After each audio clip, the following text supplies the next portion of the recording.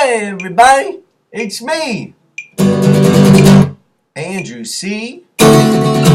Germain. Welcome back to the Collective Mastery. This is the best moment of our lives. This is the best moment of our lives. This is the best moment until the next moment. Now it's the best moment of our lives. You can sing higher than me. Best moment of our lives.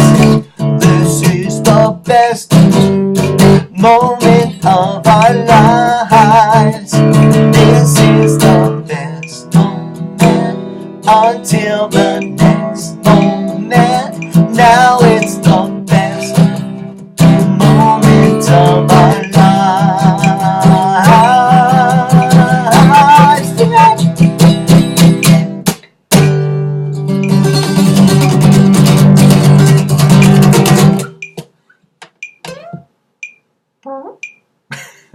Hey, what's up? It's me, Andrew C. Germain, and yes, we're back here. I just figured I'd kind of what?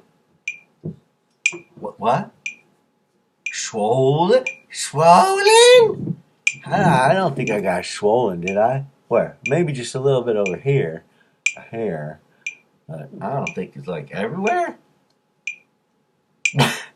Okay, well, I guess maybe I need a little Benadryl. Too much medicine today, but we'll come back to that later. So, I'm sure you can take this entire episode seriously. Okay, I think we're done here. So, resonance and harmony. Yes, I need to hit on that today. Resonance and harmony. All right, I got to move this thing because it just sounds like...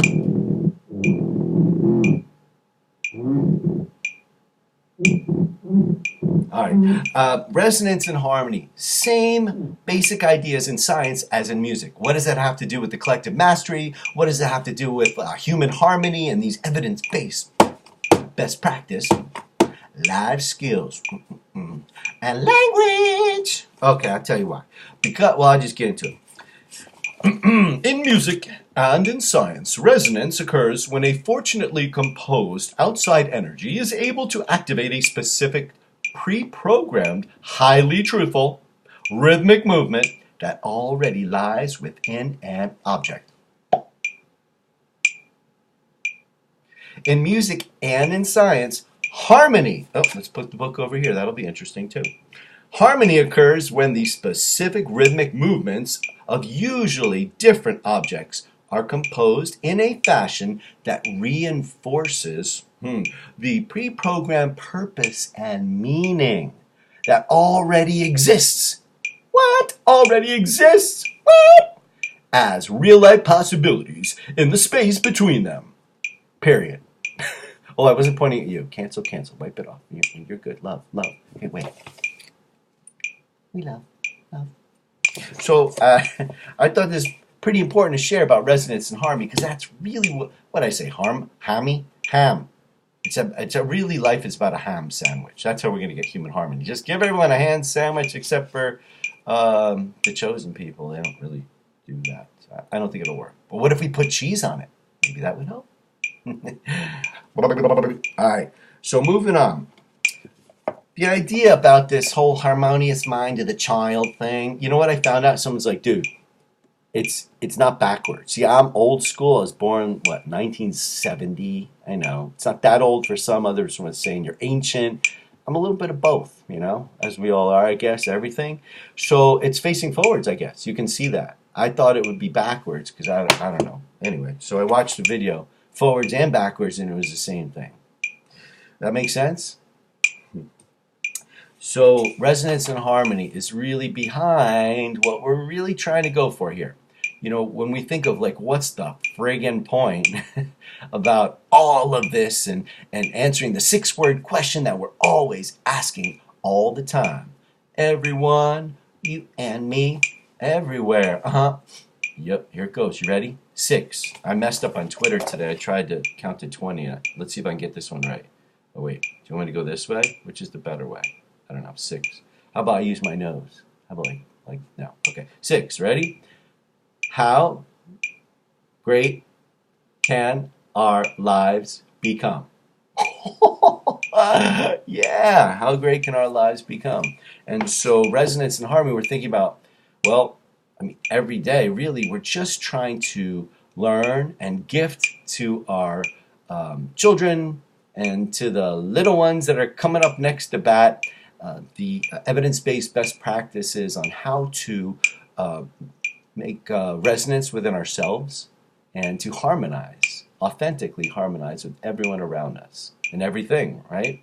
So in science, I guess they put it a little differently. They'd say, what would they say? I need my lab coat. I know, freezing. It's just like that, right?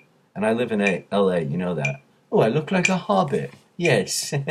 All right, Sam Ganji. What was with that name? I don't know. Okay, so we know what he did before the film. Scientists might say, you know, we're just trying to utilize the evidence-based best practice life skills and language to what? To make sense of our world for ourselves. That's resonance. And to make common sense of our world with others. Maybe. Maybe not. I think so. Moving on, shall we? So this is really, really cool, and I'm so excited. I actually will find the page eventually. But, no, that's not it. Wait, hold on. Oh, yeah. So, as I was preparing to formally study the scientific underpinnings of my music, my science instructor, Dr. Steve, took great pains to outline the first 5 scientific state rules, stay safe rules. What did I say? Steak? Stafe? Stoofel? The 5 scientific stay safe rules that I should always bear in mind. You ready? You like my hair today? It's pretty good, right? Well, everyone cares about their hair and makeup and making perfect videos. I'm the other guy. I'm the other white meat. 1. Science is simply a disciplined system of thought for knowing about the natural laws that govern our universe. That's 1. How about 2? At the same time, science is not the only way of knowing things about life's principles. 3. In many cases, science may not even be the best way of knowing things about life.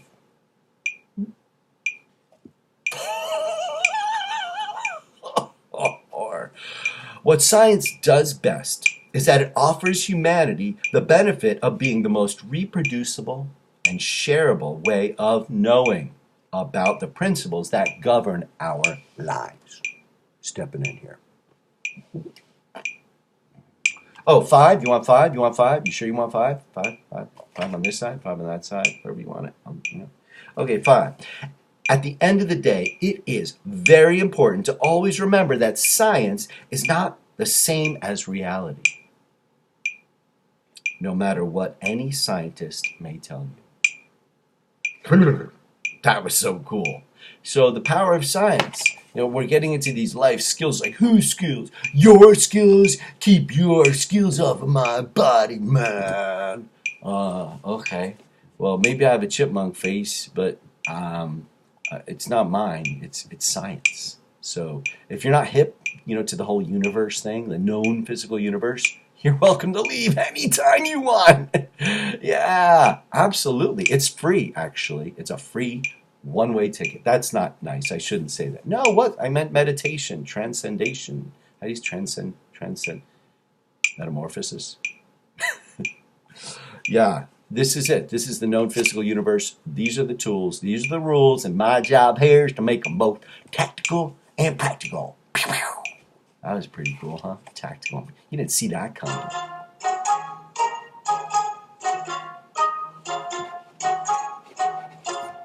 Should I answer it? Okay. Bubba! I'm doing real good. I'm making a video. Anything you want to say to them? You're hello. You're not on speakerphone. Don't worry. Can I call you back? All right. Love you, Bubba. All right. Speak soon. Bye. All right. That's Bubba Bernie. So, moving on. So we kind of are starting to grasp the power of science and being evidence-based. Okay, a lot of people out there, it's like best practice. Best practice. Who? You concocted something in your living room or in the basement, and what you're gonna do? You're gonna, give it to your child? No, I mean, come on, that's what you're doing. You're just making stuff up. There's other S words. Making stuff up and just sending it out there saying it's the best practice.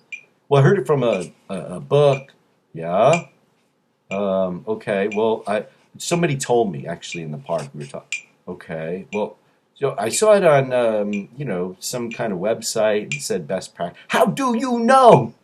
Science is a way of knowing things. Okay. So best practices. Well, what have we been doing? What have we been teaching our children in school?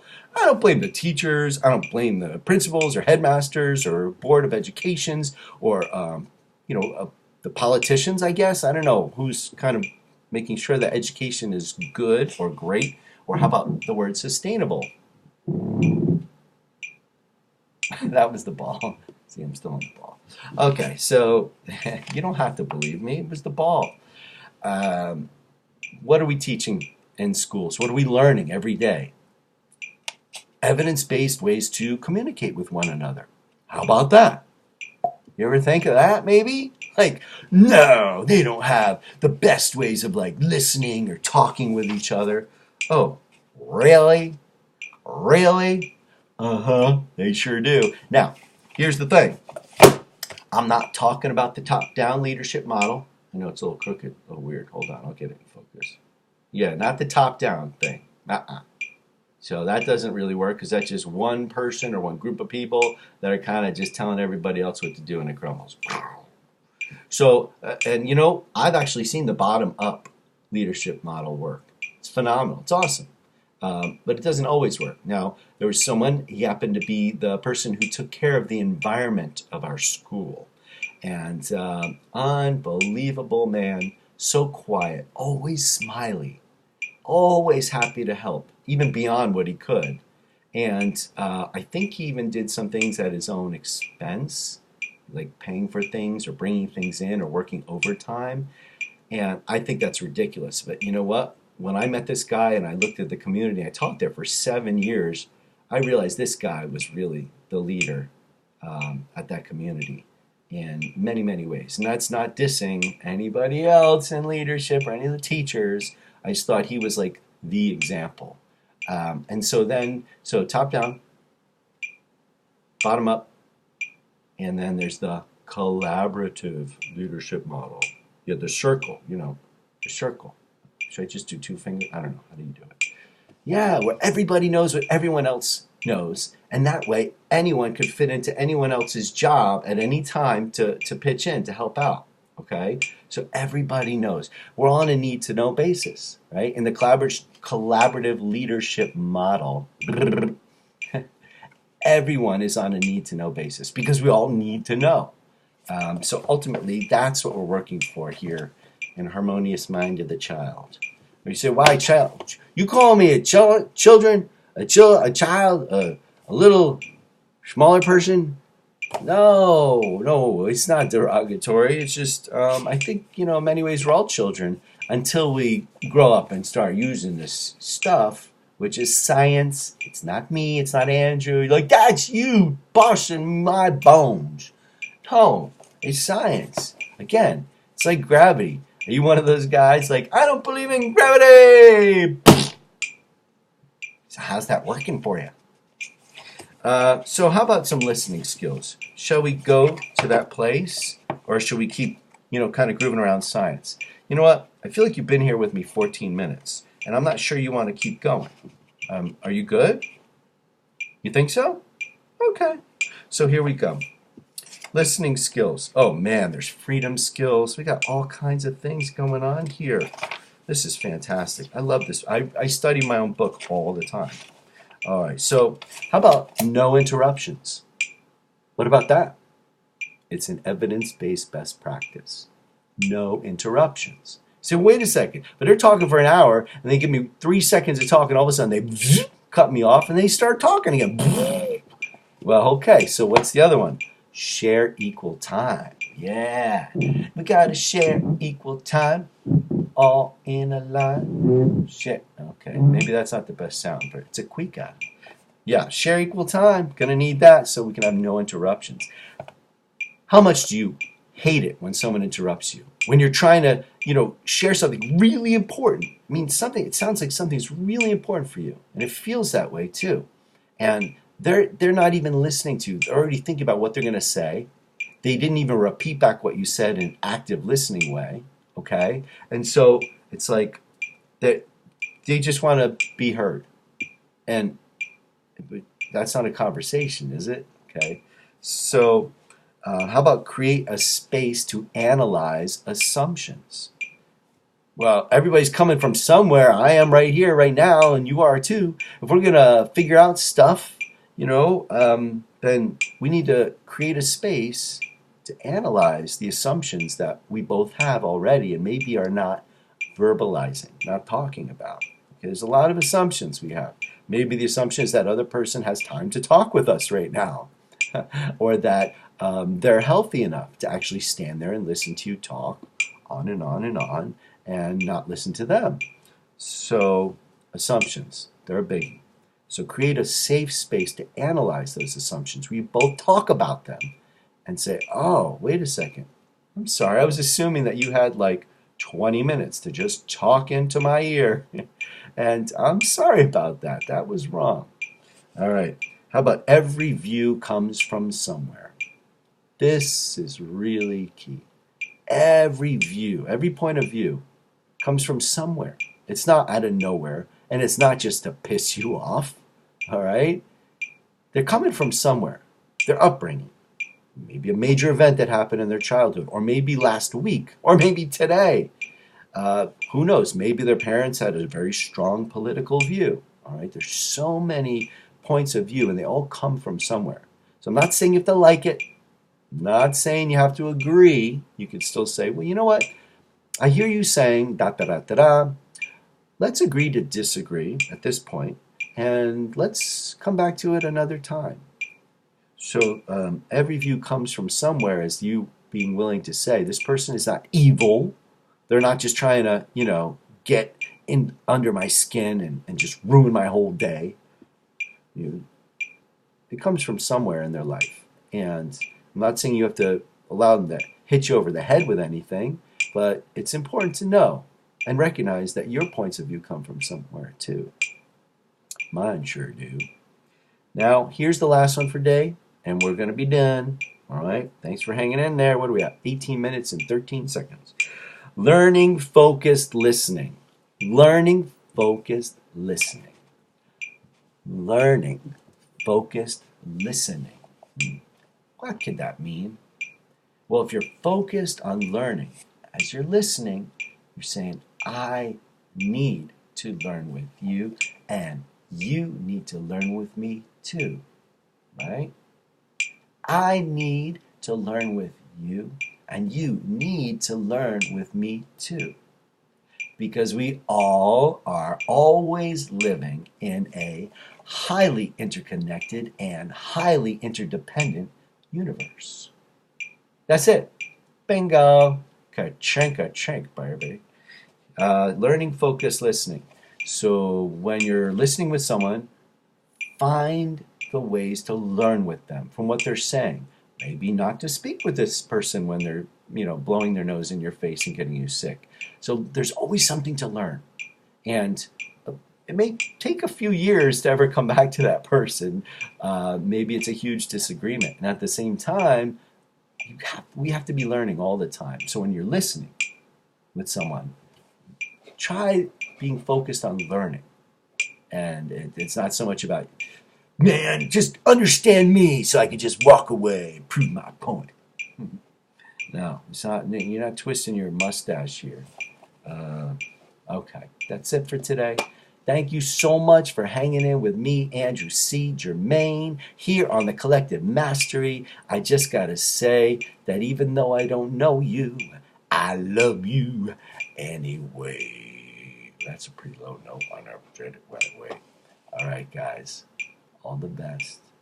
Thank you so much for joining me in this Collective Mastery learning experience.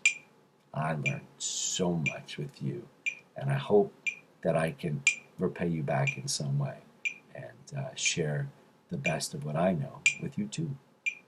Peace and pieces. They're both scientifically truthful.